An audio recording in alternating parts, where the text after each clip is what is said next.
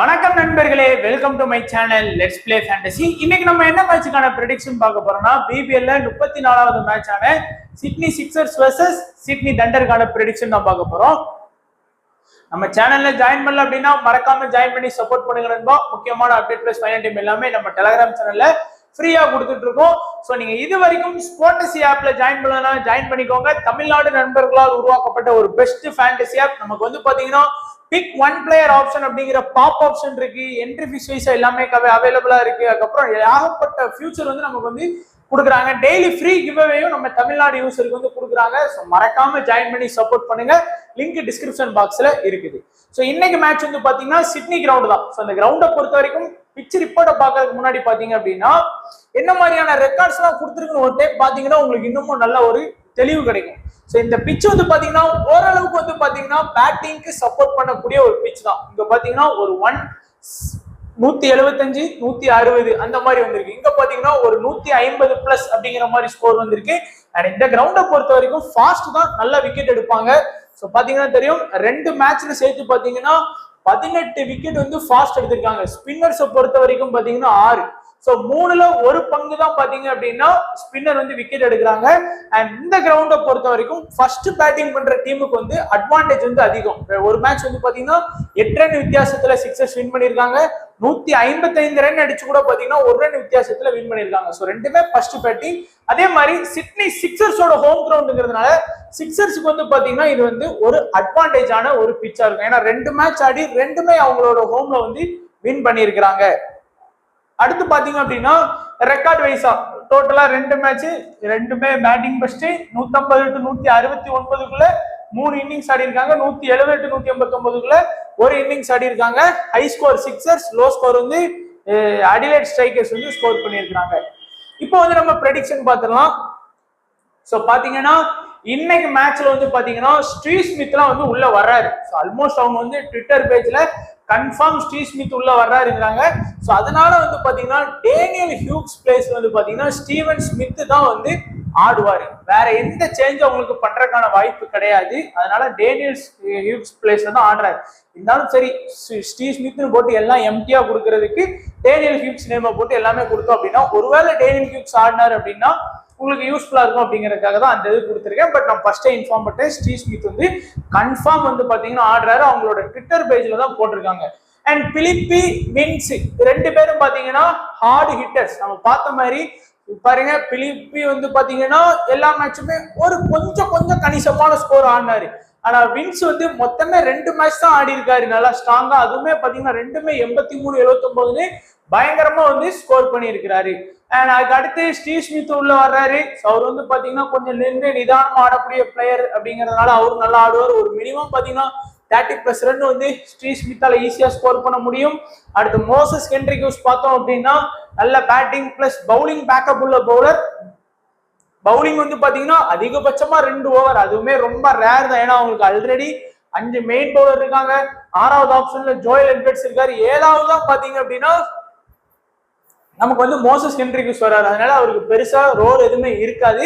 அடுத்து Jordan silks middle order நல்லா வந்து பாத்தீங்க அப்படின்னா இம்பார்ட்டன்ட் எப்போன்னா டாப் ஆர்டர்ஸ் சரியா பெர்ஃபார்ம் பண்ண மேட்ச் வந்து பாத்தீங்கன்னா ஒரு கணிசமான ஸ்கோர் ஆடுவார். பட் இந்த சீசனை பொறுத்த வரைக்கும் கம்பேர் டு லாஸ்ட் சீசன் கொஞ்சம் புவரா தான் பெர்ஃபார்ம் பண்ணியிருக்காரு.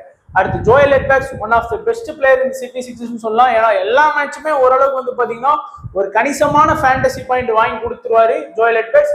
அண்ட் டாம் கருனுக்கும் பேட்டிங் ஆஃப் பேக்கப் இருக்கு. டாப் பிளேயர்ஸ் வந்து சொதப்பிட்டாங்க அப்படின்னா பேட்டிங் ஸ்கோர் பண்ணலாம். பட் அவர் சொல்ற லெவலுக்கு இந்த சீசன்ல ஒரு மேட்ச் கூட பேட்டிங் வந்து பெருசா ஒன்றும் பண்ணல, பாத்துக்கோங்க. பட் பவுலிங் வந்து பாத்தீங்கன்னா 4 ஓவர் கம்ப்ளீட்டா பவுல் பண்றாரு. டெத்லயும் பாத்தீங்கன்னா 1 or 2 ஓவர் பவுல் பண்றாரு. அடுத்து அபார்ட் எல்லா மேட்சுமே விக்கெட் எடுக்கக்கூடிய ஒரு பவுலர் தான். லாஸ்ட் மேட்ச் மட்டும் விக்கெட் எடுக்காம போனாரு. ஜாக்சன் பிரிட் மேபி இந்த மேட்ச் வந்து ஸ்குவாட்ல ஆட் பண்ணலாம். அதனால ஜாக்சன் பிரிட்டோட இது கொடுத்துருக்கேன். துருசிஸ் விக்கெட் டேக்கிங் பவுலர் தான். ஓரளவுக்கு பாத்தீங்கன்னா லாஸ்ட் 2-3 மேட்சா நல்லாவே விக்கெட் ஸ்கோர் பண்றாரு. ஸ்டீவோ கெஃபே பார்த்தோம் அப்படின்னா இந்த டீம்ல இருக்கக்கூடிய ஒரு நல்ல ஒரு மெயின் ஸ்பின்னர்.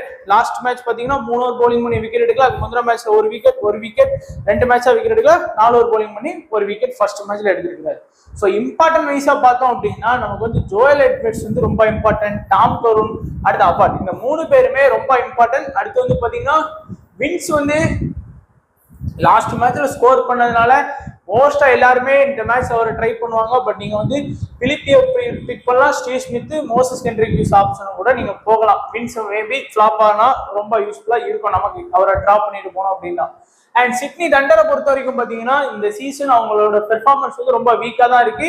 இங்கேயும் பாத்தீங்கன்னா வார்னர் உள்ள வர்றதுக்கான வாய்ப்பு இருக்கு. அப்படி வார்னர் உள்ள வந்தாருன்னா பேண்ட்ராஃப்ட் வந்து ஒன் டவுன் வந்துருவாரு, ஹோல்கர் வெளியே போறதுக்கான வாய்ப்பு இருக்கும். ஸோ ஹேல்ஸ் பேண்ட்ராஃப்ட் ரெண்டு பேரும் பாத்தீங்க அப்படின்னா ஹேல்ஸ் வந்து லாஸ்ட் மேட்ச் ஒரு நல்ல இன்னிங்ஸ் ஆனாரு, ஒரு 2-3 இன்னிங்ஸ் இந்த சீசன்ல நல்லா ஆடிட்டாரு. பேண்ட்ராஃப்ட் பாத்தீங்கன்னா எல்லா மேட்சுமே ஒரு மினிமமான ஸ்கோர் ஆடி கொடுக்கக்கூடிய ஒரு பிளேயரா தான் இருக்கிறாரு. அடுத்து ஹோல்கர் இந்த சீசன் அவருக்கு வந்து பெருசா கிடைக்கல, கரெக்டா செட் ஆகல. ஒரு மேட்ச் ரன் அவுட், ஒரு மேட்ச் கேட்ச், டக் அவுட் அப்படின்னு டப்புனு போயிட்டாரு. 27 ரன் தான் லாஸ்ட் மேட்ச்ல ஸ்கோர் பண்ணாரு. ஒலிவர் டேவிட்ஸ் ஒரு ஆவரேஜா ஸ்கோர் பண்ணக்கூடிய பிளேயர், 25-30 அந்த மாதிரி ஆடக்கூடிய பிளேயரா இருக்காரு. அலெக்ஸ் ரோஸ் எப்பயாச்சும் ஒரு மேட்ச் தான், 4ல ஒரு மேட்ச் நல்லா ஸ்கோர் பண்ணுவாரு, அந்த மாதிரி தான் ஸ்கோர் பண்ணியிருக்கிறாரு.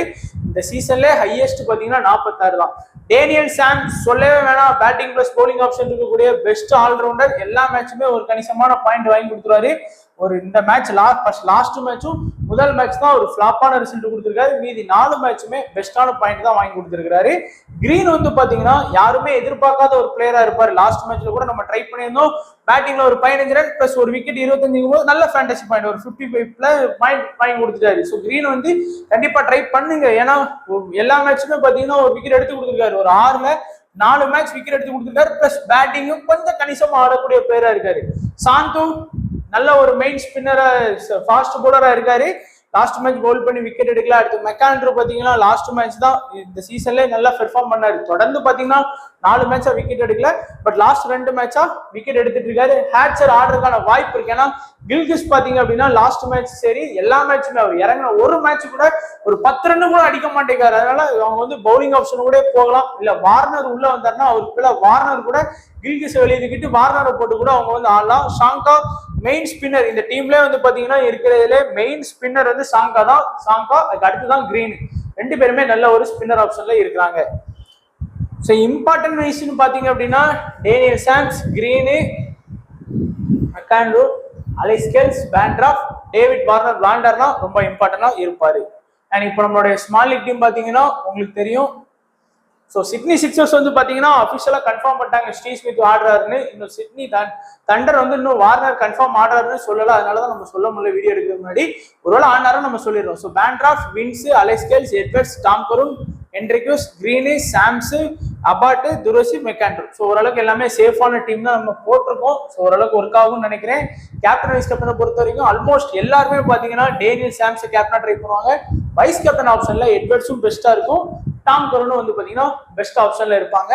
இதே நீங்க ரிஸ்கான கேப்டன் வைஸ் கேப்டன் ஆப்ஷன்ல போனா பிலிப்பி, பேண்ட்ராஃப்ட், அபாட் வந்து எனக்கு தெரிஞ்சு இந்த மேட்ச்ல வந்து பெஸ்ட் விசியா இருக்க வாய்ப்பு இருக்கும். ஏன்னா லாஸ்ட் மேட்ச் விக்கெட் எடுக்கல. ஸோ 4 ஓவர் 24 பால்ல அட்லீஸ்ட் ஒரு 2 விக்கெட்டாச்சும் எடுக்கிறதுக்கான வாய்ப்பு இருக்கு. ஸோ ட்ரை பண்ணி பார்க்கலாம் வைஸ் கேப்டன் தான். ஸோ இதுதான் நண்பா நம்மளுடைய prediction, Sydney Sixers versus Sydney தண்டருக்கான ப்ரெடிக்ஷன். ஸோ வீடியோ கண்டிப்பா பிடிச்சிருக்குன்னு நினைக்கிறேன். பிடிச்சிருந்தா லைக் பண்ணுங்க, உங்க ஃப்ரெண்ட்ஸுக்கு ஷேர் பண்ணுங்க.